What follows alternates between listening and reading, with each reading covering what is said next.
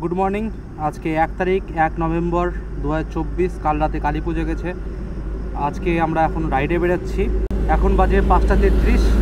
আমি যাচ্ছি আমার একটা বন্ধুকে পিক আপ করতে। ঠিকঠাক মতো এখন লাগেজও বাঁধেনি, অলরেডি আমি লেট করে ফেলেছি। আগে ওকে পিক আপ করি, তারপরে কথা বলছি।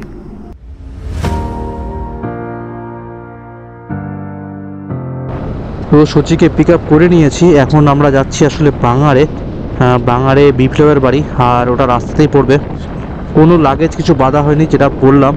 সচিকে জাস্ট পিক আপ করেছি, ও এখন লাগেজগুলো হাতে নিয়ে বসে আছে, আর একটা ব্যাগ ওর পিঠে আছে।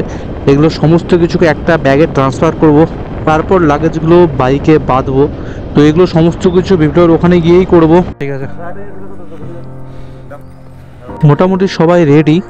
আর বিপ্লবের সেই হান্টারে যেহেতু লাগেজ বাঁধার কোনো জায়গা নেই, কেননা বিপ্লবের সচি বাইকটাতে যাচ্ছে, তাই সমস্ত লাগেজ একটা ব্যাগে ভরে আমার বাইকের পেছনে বেঁধে দেওয়া হয়েছে। তাও দুটো এক্সট্রা ব্যাগ হয়েছে, যেগুলো ঘাড়ে নিয়ে নেওয়া যাবে।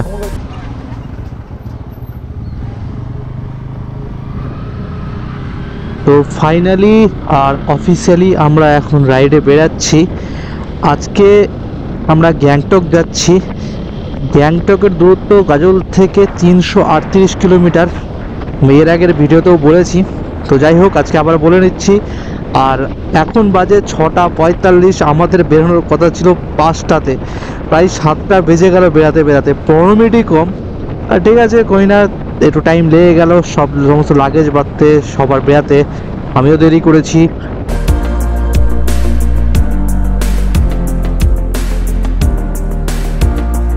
সামনে একটা বোর্ড দেখতে পাচ্ছি, এখানে লেখা আছে টুঙ্কিটিকি 29, ডালখোলা 52 আর শিলিগুড়ি 182 কিলোমিটার। আর এর সাথে সাথেই আমরা এখন উঠে পড়লাম রায়গঞ্জ বাইপাসে।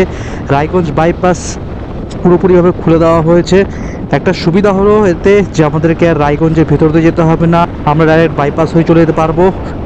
আর এর জন্য এখন ভাই শিলিগুড়ি যাওয়ার পথে ডালখোলা পর্যন্ত যে 100 কিলোমিটারের প্যাচটা আছে, এটা খুব ইজিলি কভার হয়ে যাবে।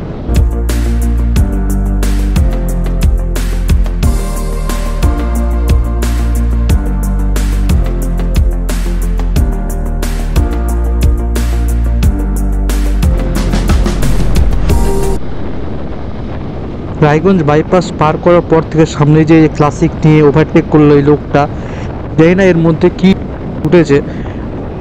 এই চেষ্টা করছে আমাদের সঙ্গে তখন থেকে রেস করার। মোটামুটি ওখান থেকে ধরো না করে আরও 10 থেকে 12 কিলোমিটার আসলাম।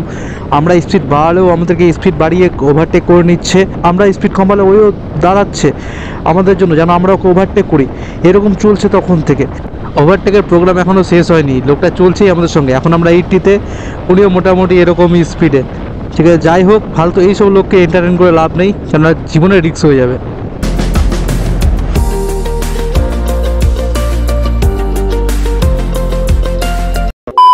গোপ্রো সমস্যা। আরে এতদিন মতো ঠিক ছিল, ঠিক আছে। হ্যাঁ, কুয়াশার জন্য না, মানে হঠাৎ করে গোপ্রো বন্ধ হয়ে গেল। 90 কিলোমিটার বাইক চালিয়ে একটু দাঁড়ালাম। আজকে আমরা আসছি আমি, সৌম ভাই, সচি আর বিপ্লব, এই 4 জনে। চল, আমি এখন হান্টার চালাবো, তুই চালা N160। কিটা কোমর ব্যথা? ওকে, তো আবার আমাদের যাত্রা শুরু। আমি এখন হান্টার চালাচ্ছি, এটা বিপ্লবের হান্টার। আর আমার বাইকটা যেটা বললাম যে সচি চালাচ্ছে। তো প্রচণ্ড স্মুথ বাইকটা, মানে প্রচণ্ড স্মুথ ফিল হচ্ছে। আর প্রবলেম আমার শুধু একটাই লাগছে, এই আয়নাগুলো এত কাঁপছে। জানি না বিপ্লব কী করে এগুলো দিয়ে পিছনের গাড়ি দেখে, মানে সেরকমভাবে কিছুই বোঝা যাচ্ছে না। এই কুয়াশার জন্য ভিজিবিলিটিতে একটু সমস্যা হচ্ছে।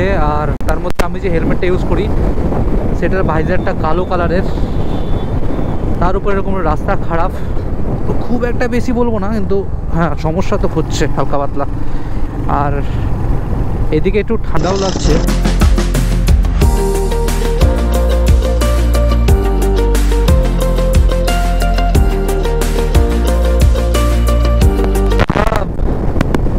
এ তো পুরো অন্ধকার হয়ে গেল। কিরে বিপ্লব, বৃষ্টি হবে? বলছি বৃষ্টি হবে। অন্ধকার দেখ, বাপরে বাপ, এদিকের মেঘগুলো। বাইপাসটা বেরিয়ে যাওয়ার চেষ্টা করো, বুঝলি? বললাম যদি বাইপাসের মধ্যে থাকি কোথাও মাথা গোজা ঠাই পাবি না কিন্তু। ভাই খাওয়া দাওয়া তো ইসলামপুর বাইপাস পার করতে কতক্ষণ লাগবে? বেশিক্ষণ লাগবে না তো বাইপাস পার করতে? হ্যাঁ এটাই বাইপাস তো, এই যে এখান থেকে বাইপাস শুরু। সচিরা কই? সচিরা দেখতে পাচ্ছি না আমি। বাইপাসটা পার করে চায়ের দোকানগুলো আছে, ওখান দাঁড়িয়ে যাবো। তো এই হলো ইসলামপুর বাইপাস, এখান থেকে বাইপাস শুরু। সিগন্যাল পড়েছে না, এবার একটু টানবো। হ্যাঁ ওরা আসছে পিছনে।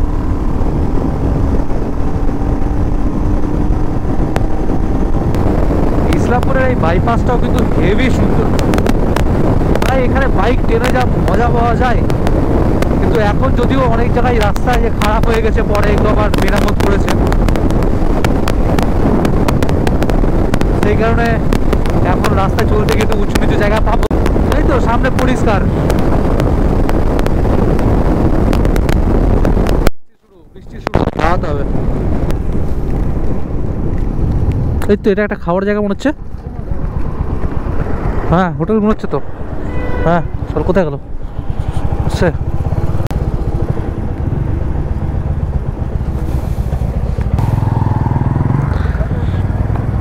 দাঁড়া সচি, একটু আগিয়ে যা।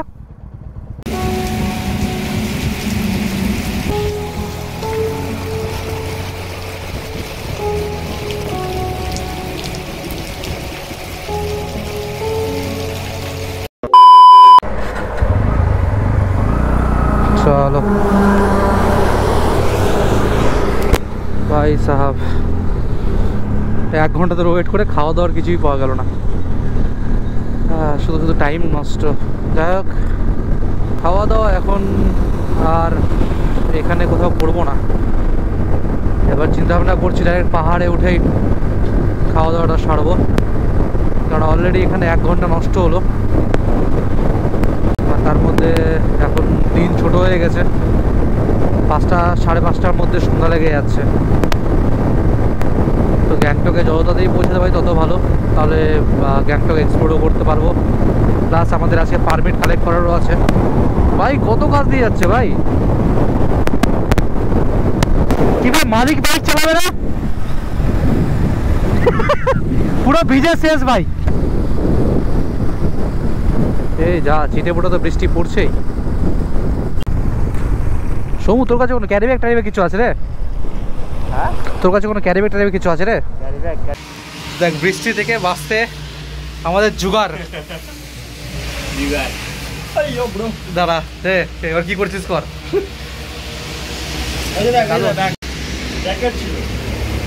একটা ওয়াটারপ্রুফ না, যদিও সুন্দর প্লাস্টিক, 5 কিলোর প্লাস্টিক। আমাদের জুতার কভার একদম পুরো ওয়াটারপ্রুফ।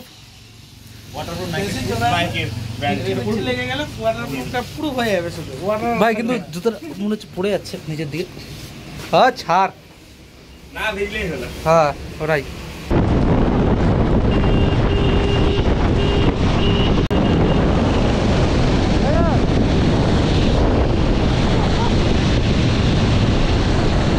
ঠিক আছে ঠিক আছে, আরে জুগার জিন্দাবাদ।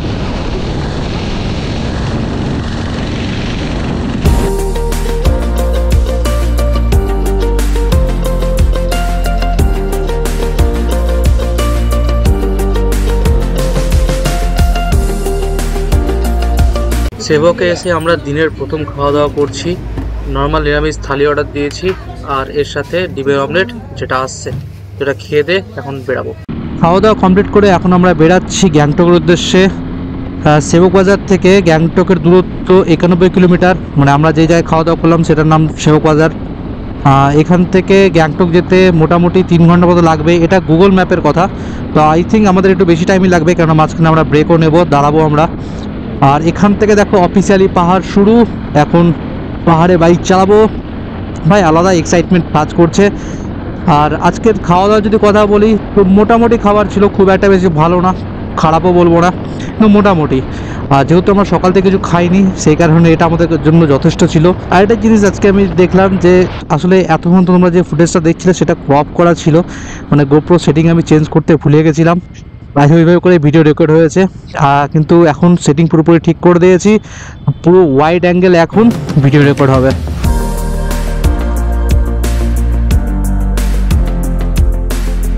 সামনে দিকে দেখো একটা ব্রিজ টাইপের দেখা যাচ্ছে, এটা হচ্ছে সিকিমের ফার্স্ট রেল লাইন। এটা একটা প্রজেক্ট চলছে, এখনও পর্যন্ত আন্ডার কনস্ট্রাকশন রয়েছে, এখন পর্যন্ত কাজ কমপ্লিট হয়নি। কিন্তু এটা কমপ্লিট হয়ে গেলে সিকিম যাওয়া অনেক সহজ হয়ে যাবে, মানে ডাইরেক্ট ট্রেনে করেই কিন্তু সিকিমে যাওয়া যাবে।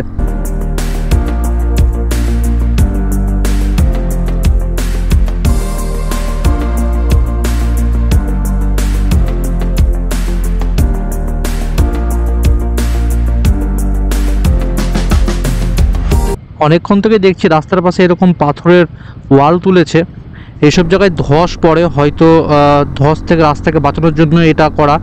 আমার ঠিক সেরকম আইডিয়া নেই।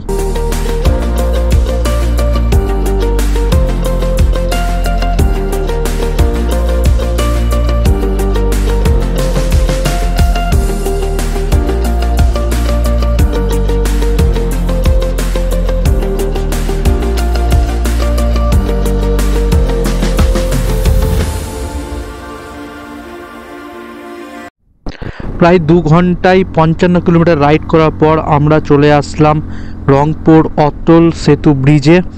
এটা একটা নতুন ব্রিজ হয়েছে গ্যাংটক যাওয়ার জন্য, মানে এটা সিকিম আর ওয়েস্ট বেঙ্গলকে কানেক্ট করছে। আর এই ব্রিজটার দৈর্ঘ্য প্রায় 1.2 কিলোমিটারের মতো।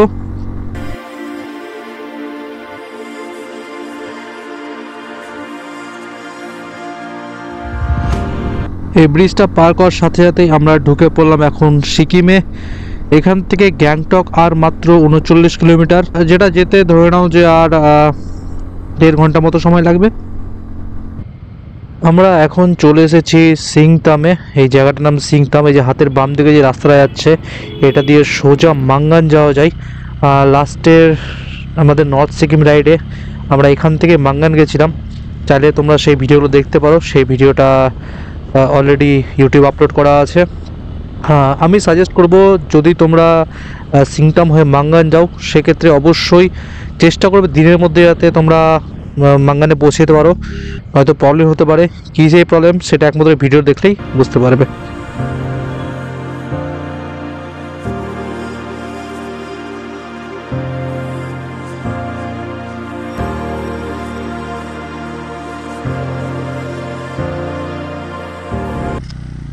ম্যাপ সেট করে নিয়েছি, আর আমরা এই পেট্রোল পাম্পের এখানে একটু দাঁড়িয়েছিলাম, যেহেতু বিপ্লবের একটু বাথরুম যাওয়ার ছিল।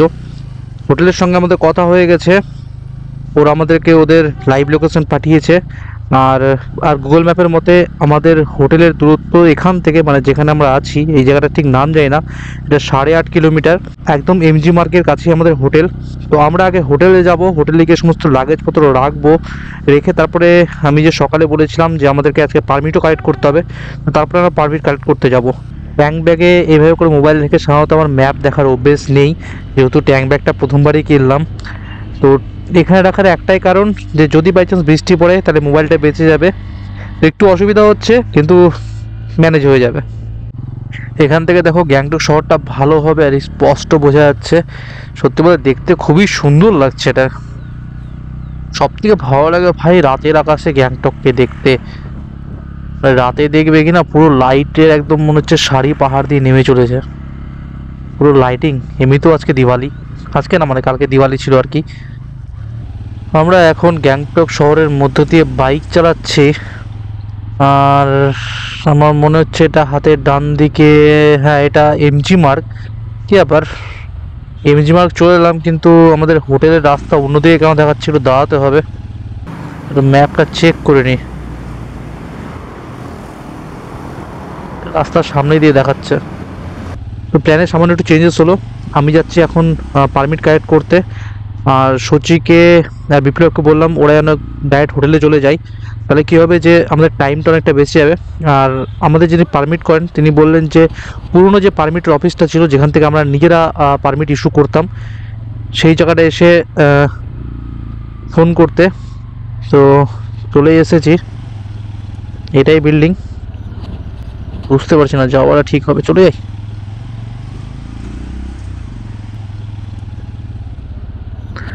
এক সেকেন্ড একটু ফোন করে নি কোথায় আছে। আমি একটু ভুল করেছিলাম, আসলে উনি যে লাইভ লোকেশনটা দিয়েছিলেন সেটা এখানকার না, এর পাশ দিয়ে যে রাস্তা চলে যাচ্ছে সেই রাস্তা ধরে যেতে হবে। আমি ভুল করে এই বিল্ডিংয়ের বাইকটা ঢুকিয়ে দিয়েছি। যাই হোক, আসলে গুগল ম্যাপে না সত্যি বলতে মানে বিশেষত পাহাড়ে এরকম অনেক গলি থাকে, তো এবার কোন গলিটা যে সিলেক্ট করতে হবে, কোন গলির দিকে যেতে হবে সেটা বোঝার একটু চাপ হয়ে যায়। ম্যাপ যদি ভালো মতো করে জুম না করি তাহলে ভাই নির্ঘাত ভুলভাল রাস্তায় যাবোই। ওকে, কাছেই তো দেখাচ্ছে, এবার কোন রাস্তাটা, উপরটাই মনে হচ্ছে। ঠিক আছে, চলে তো যাই, তারপরে দেখা যাবে। এখন মধ্যে ঠিকই দেখাচ্ছে, বুঝতে পারছি না। লোকেশন তো এখানে দেখাচ্ছে, কিন্তু এরকম একটা কনফিউশন হচ্ছে মনে হচ্ছে। এটাই দেখি, ও ওই তো দেখতে পেয়ে গেছি, সামনে আছে। কিধর রাখ দে। আচ্ছা ঠিক আছে,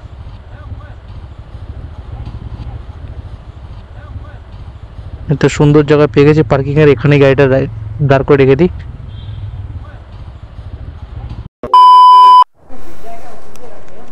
हाँ इधर रखूंगा टैंक बैग में।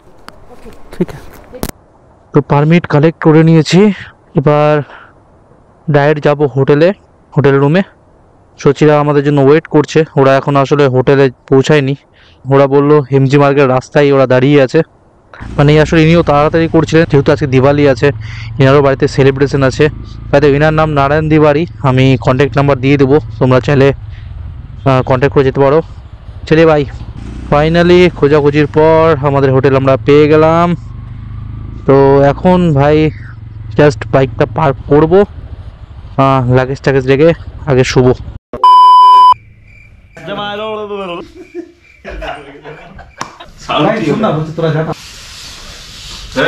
না ঠিক আছে,